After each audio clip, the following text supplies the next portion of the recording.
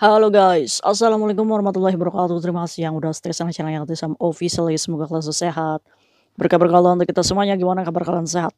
Waras Rosa Kasam. Masya Allah Kasam, doakan yang lagi sakit Allah sehatkan. Teman Kasam yang berjuang di rumah majikan, tentunya diberikan kekuatan sampai finish. Teman Kasam yang bahagia juga tentunya jangan lupa bersyukur. Sekarang itu setengah 9 malam. Alhamdulillah Kaisam udah selesai kerja. Kalau jam segini boleh kalian cari kayak Tisam ya. Kaisam udah free. Ya ampun, wis kalian udah pada selesai belum nih? Jangan-jangan kalian lagi merebus choice sama ini. Nanti video ini tayang baru mandi ya. Oke, gimana nih kalian hari ini ada kejadian apa sih? Coba cerita sama Kaisam. Keseradat Kaisam di WC sampai sakit. Aduh, ya makanya hati-hati ya kerja. Aduh kayak Tisam, hari ini saya kehabisan kopi. Ya beli sana, izin sama majikan. Majikan, saya mau ke pasar dulu sebentar beli kopi. Lari ya. Aduh, ya memang kalau misalkan nggak ngopi tuh hidup serasa hampa ya nggak sih? Ya buat pecinta kopi aja. Hari ini kita bahas apa gibah apa sih cuy? Pusing, pusing, pusing. Kayak Tisam mumet gak sih jadi kayak Tisam?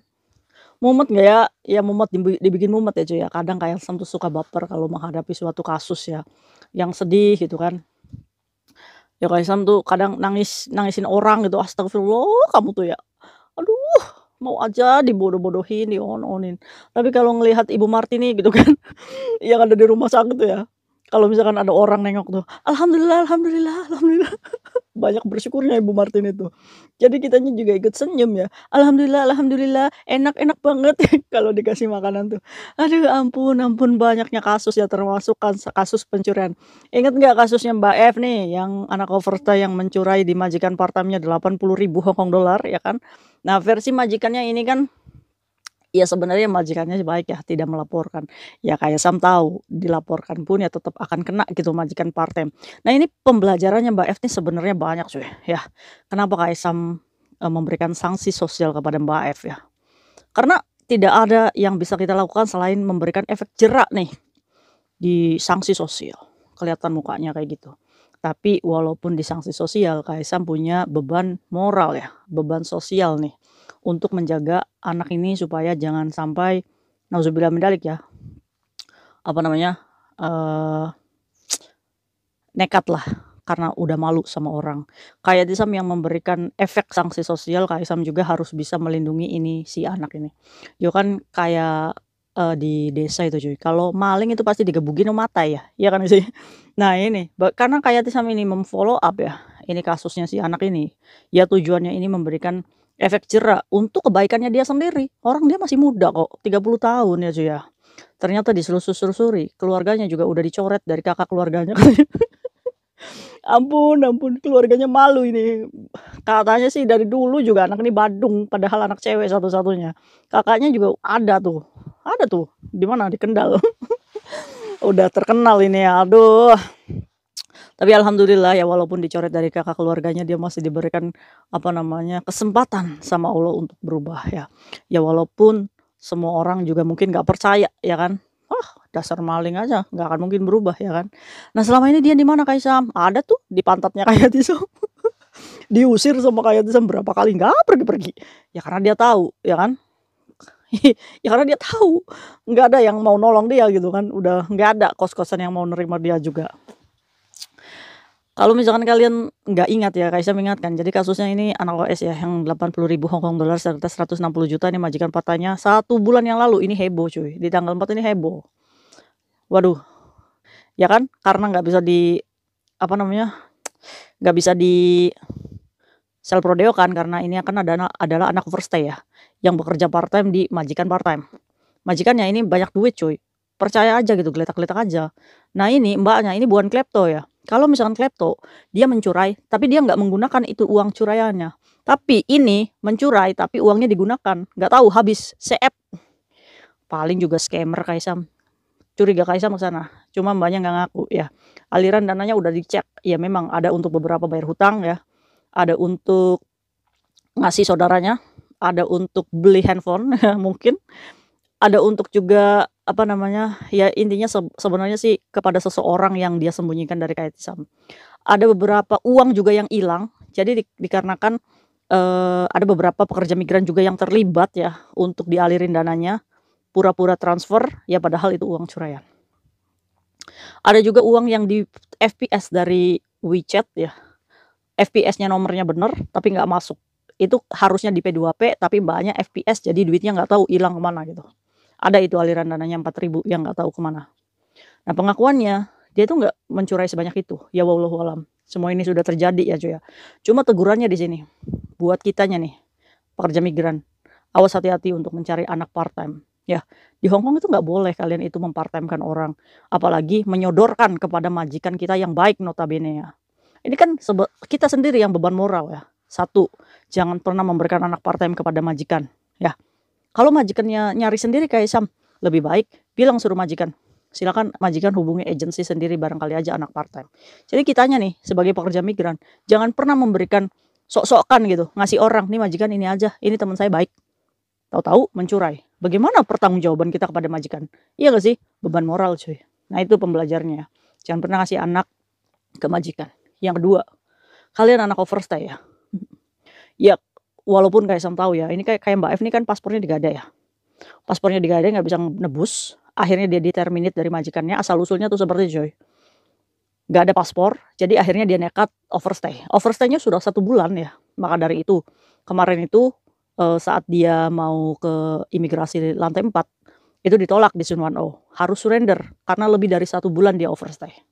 Jadi, penyerahan diri overstay ya cuy ya. Ini udah nggak bisa dapat amplop cap merah lagi, karena lebih dari 1 bulan ini si Mbak F. Akhirnya, karena waktu itu Kaisam dongkol ya, ini anak kurang ajar sekali, mencurai, udah jelas-jelas CCTV-nya itu diberikan dari majikan ya kan. Akhirnya sanksi sosial lah ya terjadilah. Akhirnya dikepung nih anak, kena juga ini anak, ya kan. Maksudnya kayak Sam mencari ini Mbak, bukan untuk diadili, tapi pengen tahu aliran dananya kemana. Kamu kok banyak sekali, ada rasa penasaran, kemana duitnya, ya kan. Setelah ini Mbaknya dikejar-kejar sama Kayati sama akhirnya kena juga, kenanya di sana di KOSWB itu dijebak. Ini dasarnya aja ini pintar-pintar oon ini, tapi bahasa Mandarin, Inggris, dia ini pintar cuy. Orangnya pintar, bahasanya oke. Ini anak sebenarnya kalau misalkan dia bekerja dengan baik gitu kan, sukses insya Allah. Banyak kok majikan yang mau. Jadi orangnya kelihatan blow on ya, pelangap-pelongo kayak gini. Pintar bahasanya, karena dia juga experience-nya Singapura ya.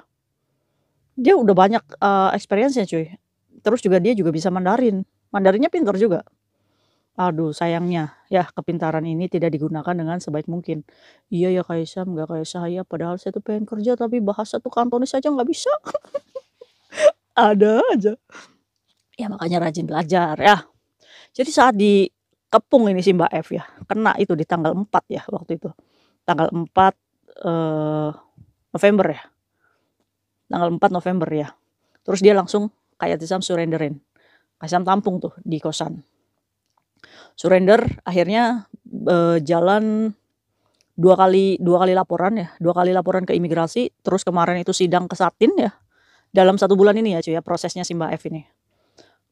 Sidang ke Satin, terus di depannya hakim, dia itu dijatuhi hukuman 5 hari aja. Ini bukan kasus mencurainya coy, tapi kasus overstay-nya karena dia 1 bulan ya. Jadi dia dijatuhi hakim hukuman 5 hari. Nah, setelah itu dia kembali lagi ke Sun Wan Oh dan Sun Wan Oh memberikan waktu dia untuk membuat SPLP. Surat sekali jalan dari KJRI untuk penerbangan ke Indonesia. Besok ya, insya Allah kita SPLP kan. Nah, setelah jadi SPLP, imigrasi bilang, sebelum tanggal 20, silakan datang ke imigrasi dengan membawa tiket pesawat. Itu artinya Mbak F perjuangannya untuk deportasi tinggal menunggu beberapa hari aja. Sebenarnya setelah SPLP jadi, dia pun udah bisa langsung exit dari Hong Kong. Pertanyaannya, nangis. Nggak punya uang untuk beli tiket pesawat. Ampun. Mencurai uang 160 juta nggak bisa beli tiket pesawat. Apa kayak Tisam yang dibohongin ini cuy? Ya kan? Aduh. 2 minggu dia di kos. Kaisam udah ngusir dia. Kamu enak aja ya, mencurai, makan tidur aja. Emangnya Kaisam orang kaya, mengadopsi kamu, adek aja bukan. Akhirnya cuy, dia kirim waktu itu untuk kosan ya, 2.500.000 untuk kos. Itu kan kalau didolarin berarti 1.200-an. Ya oke lah, bisa nge-backup sebulan kosan ya. Nah tinggal pertanyaannya, tiket pesawat, bagaimana tiket pesawatmu? Gak ada cuy katanya, gak punya duit. Ampun. "Minta sama saudaramu, katanya saya udah dicoret dari kakak keluarga Kaisam. Saya ngubungin ibu saya yang di Singapura, nggak dikasih sama saudara saya Kaisam.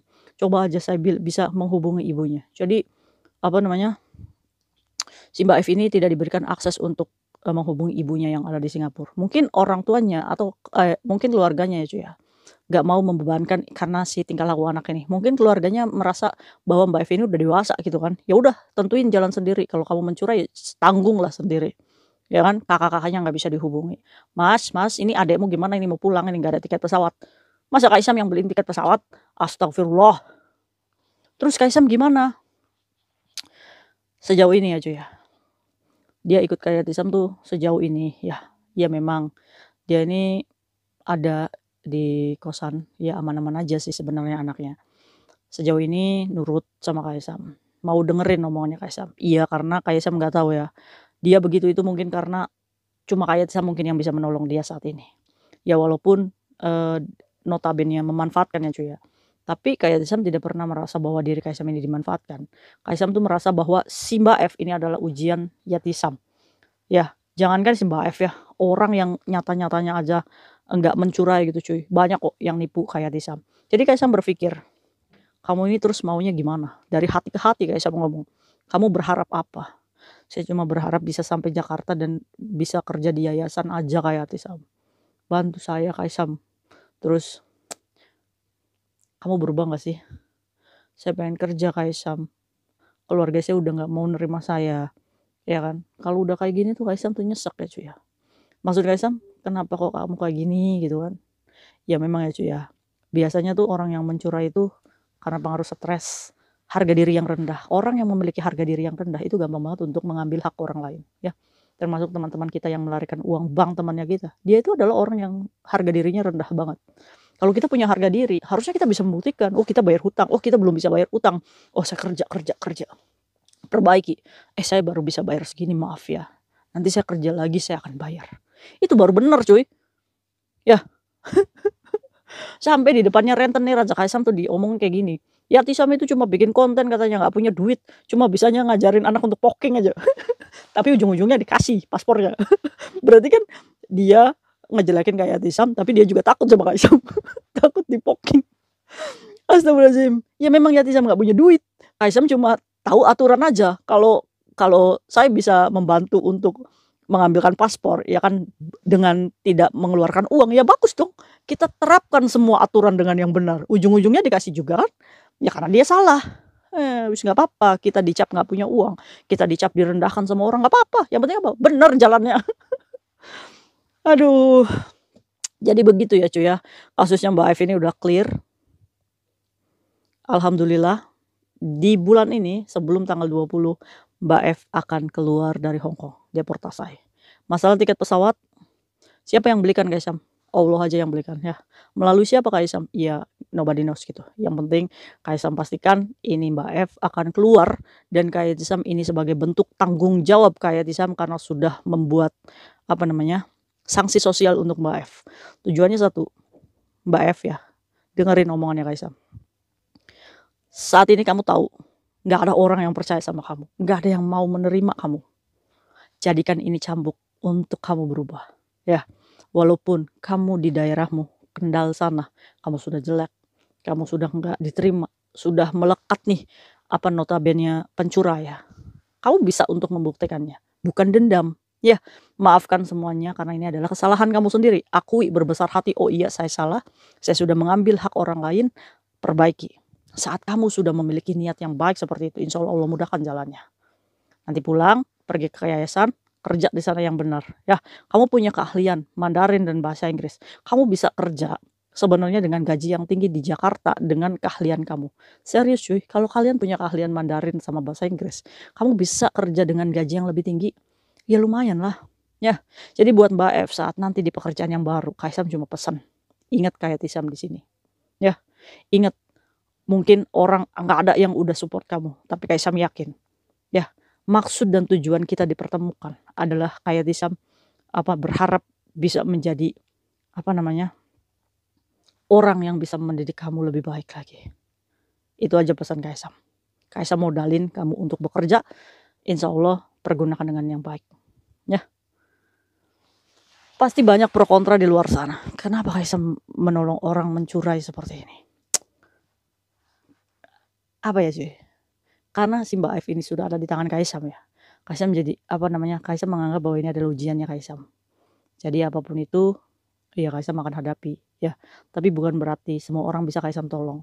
Nggak tahu, semua tuh mengalir dengan izin Allah aja ya. Itu aja cuy. Ya, jadi perjalanannya si Mbak F ini 1 bulan ya. Selepas apapun salahnya ya, mungkin kalau misalkan sudah di self rodeo ini udah 3 bulan ya self rodeonya. Tapi alhamdulillah Allah masih menyelamatkan, ini berarti ada maksud dan tujuan hikmah baiknya. Dan ceritanya Mbak F, tolong dikenang, jadikan cambuk kita. Jangan sampai dicontoh dan jangan sampai diikuti ya cuy.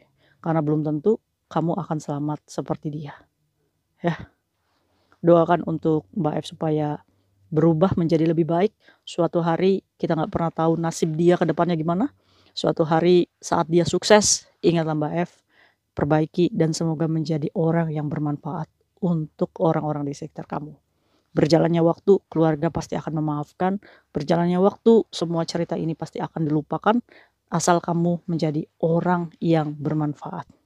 Ya, sukses buat Mbak F, apapun kejadiannya, jadikan cambuk. Kita doakan ya cuy ya. Sejelek-jeleknya orang saat dia niat berubah, ya kita kasih kepercayaan saja. Nanti kalau misalkan dia mengulangi lagi, berarti ingatlah dia sudah mengkufurkan semua nikmat dan yakinlah azab Allah itu sangat pedih. Nauzubillah min dzalik. Kalau misalkan dia diulangi lagi di Indonesia, dilaporkan majikannya, masuk sel, ya sudah. Itu adalah cerita yang mungkin Mbak F ambil ya. Tidak memanfaatkan rezeki yang Allah kasih hari ini. Ambil hikmah baiknya cuy. Jadi begitu ya ceritanya Mbak F, perjalanannya Mbak F 1 bulan ada di Khayatisam. Dan alhamdulillah secepatnya dia akan exit dari Hong Kong. Itu adalah bentuk pertanggungjawaban Yatisam dari kasusnya si Mbak F ini. Ambil contoh baiknya, oke? Bye-bye, assalamualaikum warahmatullahi wabarakatuh.